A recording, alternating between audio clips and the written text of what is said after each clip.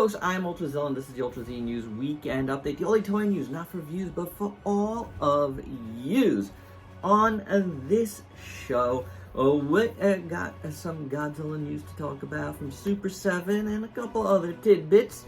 And then we got HASBRO PULSECON to talk about, as well as, a bunch of other Transformers news. And then, a bunch of other things. Lots of NECA news this week.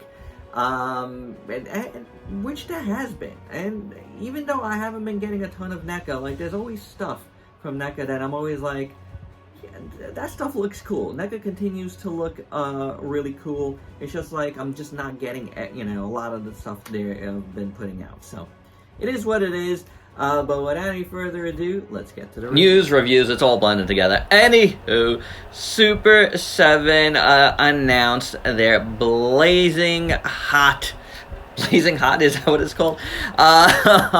Godzilla. Now we saw a little piece of this in the display at SDCC this past summer. Like, no one really got any great pics of this for some reason, but we saw it, and now it is officially announced, and it looks pretty cool. It's actually not even just officially announced, it is available to order, not pre-order. They got it. SUPER7 has it. You could order it right directly from them if you choose not to do it right away. All the usual suspects have pre-orders up: Entertainment Earth, BBTS, for shipping next month. So that's pretty good, especially if you want to save on shipping, because SUPER7 charges a little bit more for shipping. So I get it if you want to hold out on that. Right now, I'm not getting it.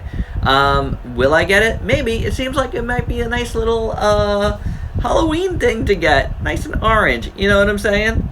On the reaction figure side of things, we got 3 new ones with the charged up Godzilla 73, King Seat Saw, which looks really cool, and a 64. So if you like the reaction figures, you got 3 new ones to get. So let's talk about HASBRO PulseCon 2024, which was this past Friday. It wasn't the greatest HASBRO PulseCon that they've ever had, but there was some really cool tidbits. We're going to talk some Transformers, a little Star Wars Black Series, and then end it with Marvel Legends. Wasn't too interested in anything else, to be honest. So first up on the Transformer side, now these reveals were interesting because there was a lot of reissues of figures that were previously like store exclusives or short packed for some reason, like Cosmos here, who is one figure that I really wanted badly and could not get my hands on it when it was out initially, and I'm really happy about this. I'll be honest, this was one of the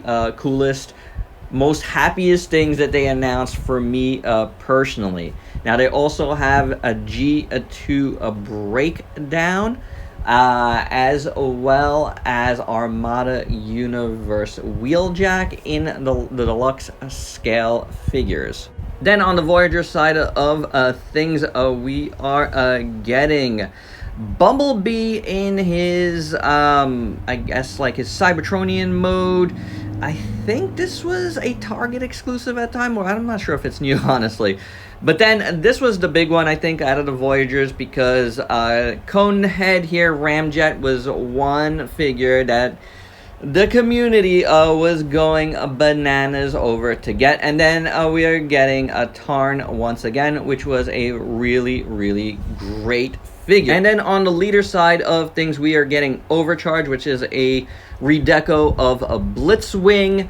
And I believe this figure is actually a troop builder, which is odd for a leader class figure. Then we're getting Galaxy Shuttle once again, which was a Walmart exclusive. I do have this figure, so I'm good.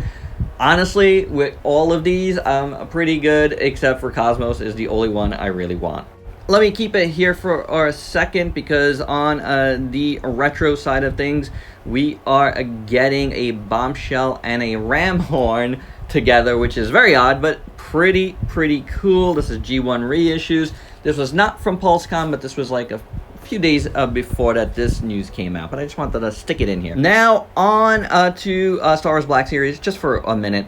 We're getting a Prince Shizor from Shadows of the Empire. That is pretty incredible. I loved Shadows of the Empire in the 90s. I don't think I'm getting this, but I don't know. If I see it in person, it might be one of those things where I'm like, oh man, nostalgia. And as for Marvel Legend, this one hits especially hard for me because I grew up with Secret Wars, both the comic and the toy line. So this is a pretty cool little vintage set that they're doing. With the Beyonder and, you know, black costume Spidey, Cap with a broken shield. This is all really, really cool. So, I don't know if I'm getting any of these, but you never know. Black costume Spidey really holds a special place in my heart, and that body looks pretty sweet. Now, the other big news from Marvel Legends that came out earlier this week was a Dragon Man. Giant Dragon Man, 10 inches tall, 17.5 inch wingspan, went up for pre-order. We initially saw this at SDCC, and it went up for pre-order this week, and yours truly did go in on this, despite the kind of hefty price tag of $89.99.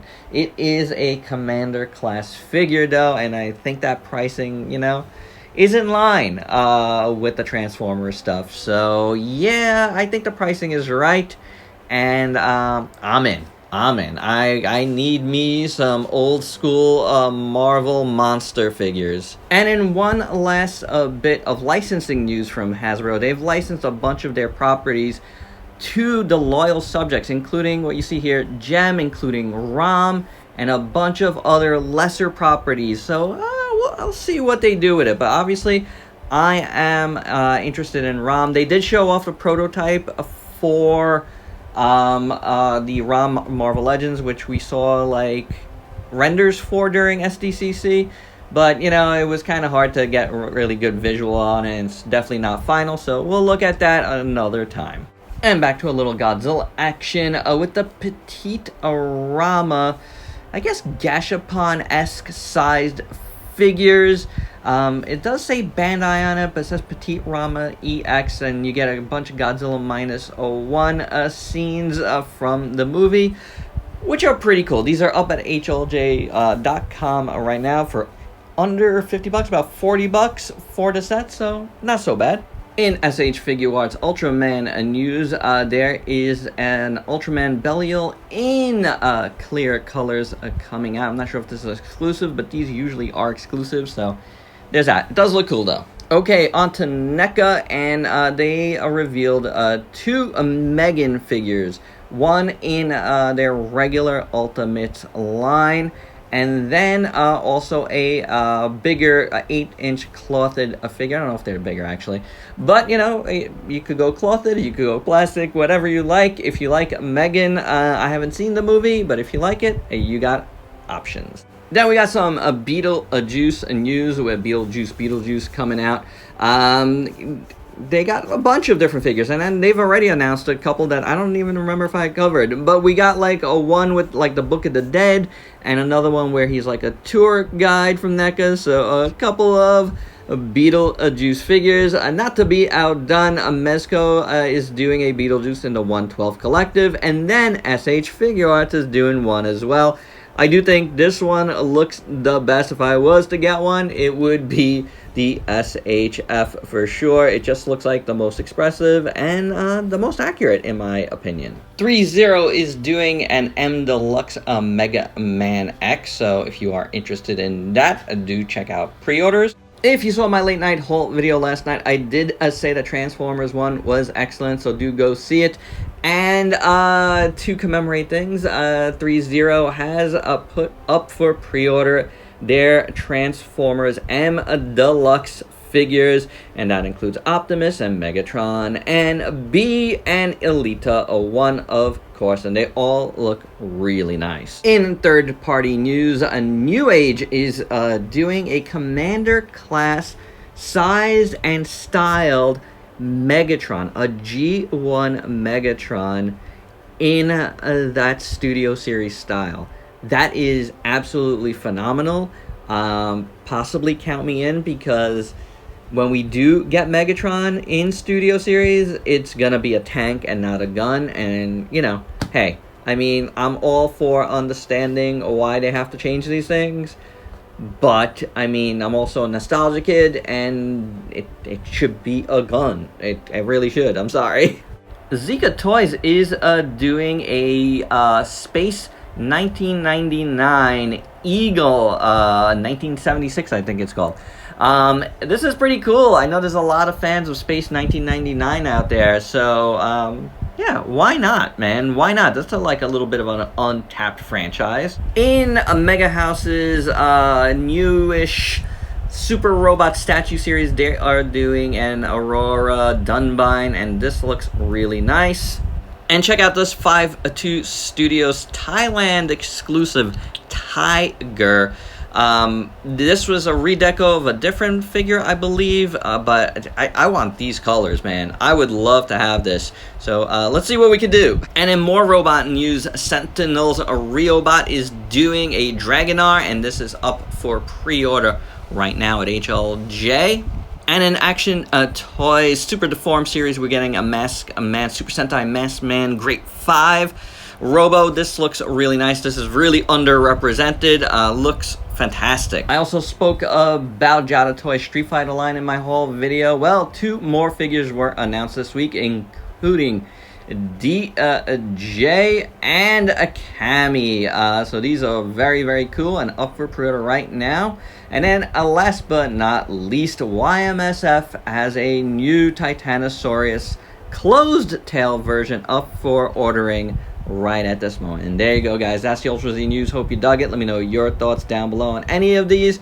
And until next time, peace out, peeps.